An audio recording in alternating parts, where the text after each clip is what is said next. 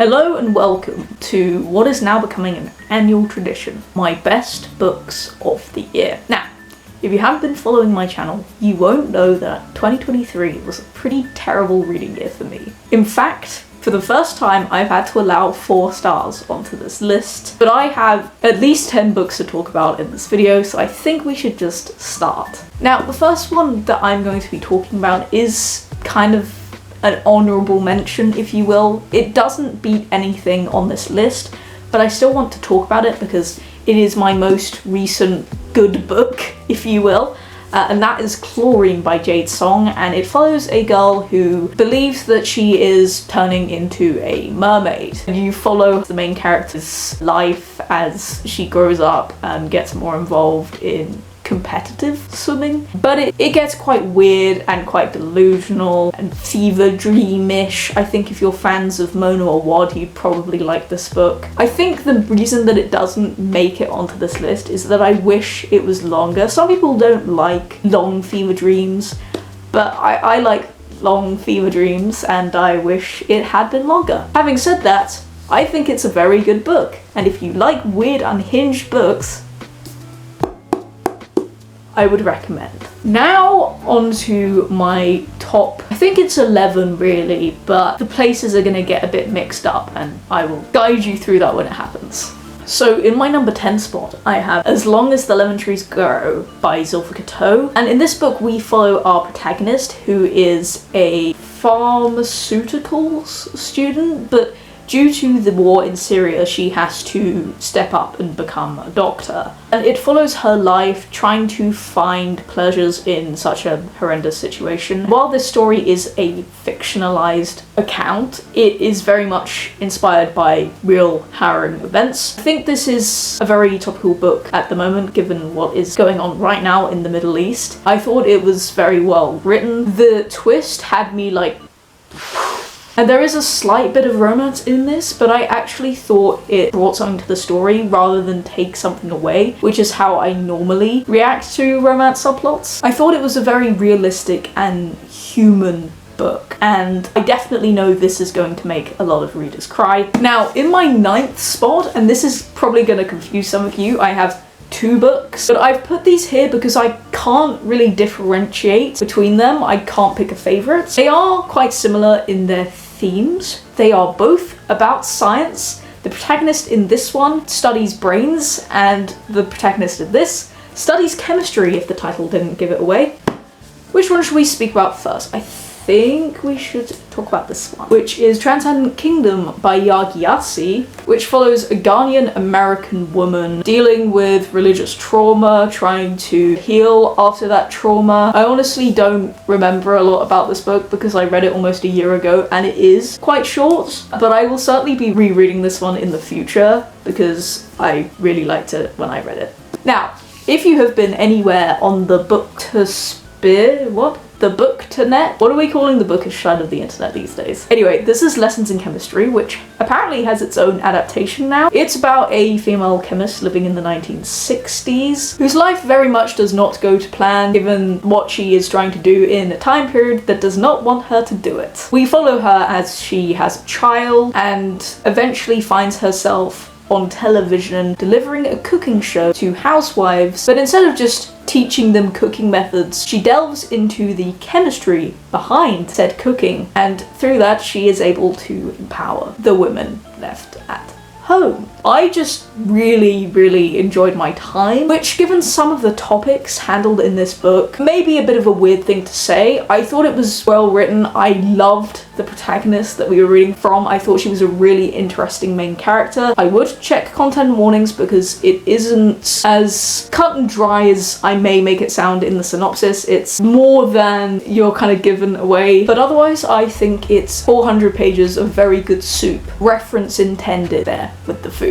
Next we have Mona Awad's 2023 release. This is Rouge, and it has a fairly typical setup. It's about a woman whose mother dies and she decides to fly from Montreal to LA to kind of clear up after her mother's death. There's a old apartment that is kind of falling apart, and while she's in LA, she kind of gets taken in by this mysterious organization called Rouge that deliver these odd beauty treatments and may or may not have a huge connection with her mother. This is another fever dreamy book. It gets more unhinged as you go through it, and I loved almost every second of it. It's as if a Chanel ad came to life and got a bit weird and a bit darker than that. There are a few graphic descriptions in this book, so be aware of that. But I just thought it was great, really. I really enjoyed my time. I'm looking forward to reading more Mona Awad. It was not quite as much as a win as Bunny, because that book was really conceptual, but it was still a huge win. This is another one that I suspect will be in quite a lot of people's favourites of the year videos, because I think this was very well done. It's a very isolated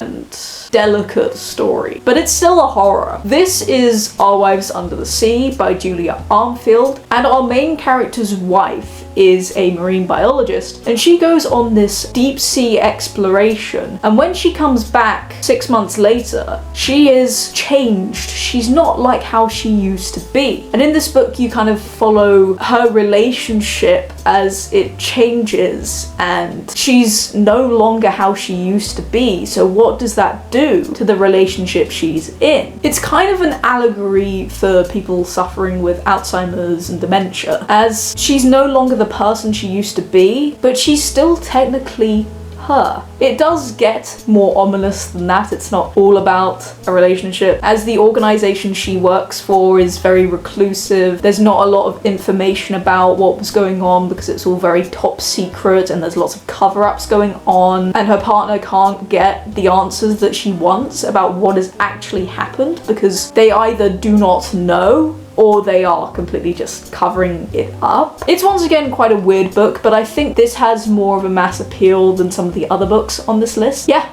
I thought it was really good, really well written, and I'm looking forward to reading more Julia Armfield in the future, though not her 2024 release, because it's doing absolutely nothing for me. Another one for the unhinged people out there, The Writing Retreat by Julia Bartz. Now, this follows a famous author, and every sort of 10 years or so she hosts a competition for unpublished female writers to come and stay at a writing retreat and write a new novel, and whoever wins will get it published. So we follow our main character and her ex-best friend, if you will. They have quite a strange relationship as they both go on this retreat, and things spiral out of control fairly quickly. This is another one that I do not believe is going to be for everyone, but I do believe that people are too harsh on this book. It's not 3.54 star rating worthy. I think this says what it needs to say about the publishing industry, and the characters were, if a little bit caricature-y, they were fun and interesting to read about and to follow. I was pretty gripped when I got about halfway through. I just kept reading to the end.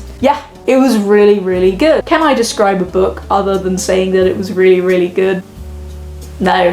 Next we have a short story, and short stories are interesting with me because I don't pick up a lot of short story collections. In fact, I see a lot of beautiful covers, but as soon as I find out they're short story collections, I'm very much turned off, because I like a full-length novel, or at the very least a novella, because then you get a little bit more, you get a little bit more exploration of the themes and the plot, whereas in a short story, it can feel a bit like whiplash because you have to keep getting used to different characters all the time, and that doesn't tend to be for me. However, this one is very speculative. It makes you think, because it is a two-perspective short story about two women as they grow up. One is white, one is black, but you never know which one is which. So that means you have to try and work out who's who, given different clues. And I think it's a good exploration of biases that people have. And I think it's so thought-provoking that you could easily write a whole essay about it, even though it is only 40 pages long. Next we have Nimona by N.D. Stevenson, and this is a graphic novel set in a kingdom where we follow this girl called Nimona, and she turns up at the kingdom's villain's lair, and they kind of form a friendship. But is he really a villain? Is he just a target from the Empire? I don't know. You'll have to read it to find out. The best thing about this book, and from a graphic novel perspective, it's quite hard to do, the characters really leapt off the page. And I was reading this in French, which is my second language. And if you can do that...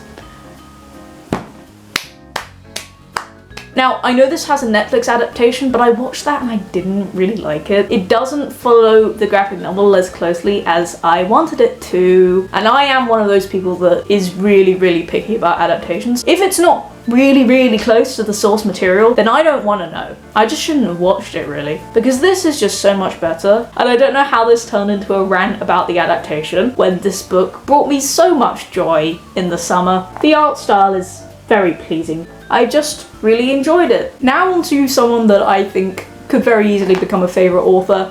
When she publishes more books, what is going on? Why haven't you published a book for 5 years now, Erin? I'm annoyed because your books are so good. This is The Starless Sea by Erin Morgenstern. Last year I read The Night Circus and it made it to my favourites list. Same thing happened with this. This is about a man called Zachary Ezra Rawlins. How do I remember his full name? But I can barely remember some of the names of characters that I literally just read about. And he picks up this mysterious library book that contains things about his own life, and then he just gets sucked into this very twisty and imaginative story. It is one of the most whimsical things that I've ever read. Pretty nonsensical, but in a really fun way. And it just sort of happens like that for 500 pages. It's really, really nicely written. And books like this just work so well for me. They really do. If there's an exclusive edition of this, I want it. And I'm not one of those people that collects multiple editions of books, but it's a beautiful book, so it demands a beautiful edition. Sorry, I don't make the rules. Making the number 2 spot is The Spirit Bares Its Teeth by Andrew Joseph White. Now, this is set in an alternate Victorian society where they have made contact with this. It's kind of a connection to the dead, and it's called The Veil. And we follow our protagonist as he is forced to go to a boarding school to be treated for this mysterious veil sickness. But through that, Andrew Joseph White unpacks Victorian values and the sadly very common consequence of not conforming to societal expectations, because in the Victorian era it was common for people who didn't conform to societal expectations, who weren't good wives, who didn't behave in a normal way, to be sent to a mental asylum. I thought Andrew Joseph White did a really good job at unpacking that through this horror-y book. There are actually moments in this book where I was on the edge of my seat. I was like, because I was so engrossed in the book and also quite horrified by it. It wasn't necessarily like there were creepy things happening, it was more just how it related to society. It was societal horror. This is a YA book, but it really didn't feel like a YA book because the way it was done, it just meant that the characters were not whiny, not obsessed with being not like other girls and all that. Yes, they're teenagers, but they feel mature in a way that doesn't detract from them being teenagers, but it also doesn't make them annoying. It makes them protagonists that you can enjoy going on a journey with and uncovering the secrets of within with. There is a sort of romantic subplot in this, but it didn't bother me at all because I actually thought it advanced the plot and was necessary to what was going on. And I did almost tear up near the end because I just enjoyed them being together and I just thought, I'm gonna be alone forever. It was a good time, but also a horrifying time. The cover also gets full marks from me. And finally, the best book of the year, which is probably here because it's the one I'm most likely to reread in the future. This is Tell Me I'm Worthless by Alison Rumfitt. And this is about two friends who go into a haunted house and something dreadful happens there. And when they come out, their relationship is irreparably changed, and you follow them years after what happened as they are trying to unpack what went on and how it's affected them in different ways. I think the best thing about this book is that it's unlike anything I've ever read, and also I think the societal critiques are really, really good. I think it probably helped that it was set in a place, Brighton, that I have been to, so I could kind of see what was going on around me. I do feel like if you know a place that you're reading about, it does give a more immersive experience. Also set in Britain, I'm from Britain, so the politics discussions in this were very, very, very relevant because, you know, I live here. I know what's going on. I know the author has another book out, so I'm very excited to hopefully read that next year. But this was fantastic and I'm glad I read it. Now we have reached the end and I've got to put all these books away. Good for me. I'm gonna have to get a cup of tea to do that. Otherwise I will procrastinate for the rest of my existence. Thank you very much for watching this video. I hope you have enjoyed. I hope maybe you found some recommendations. That's the goal anyway. Let me know what your favourite book of the year was and I will hopefully see you in another video. Goodbye.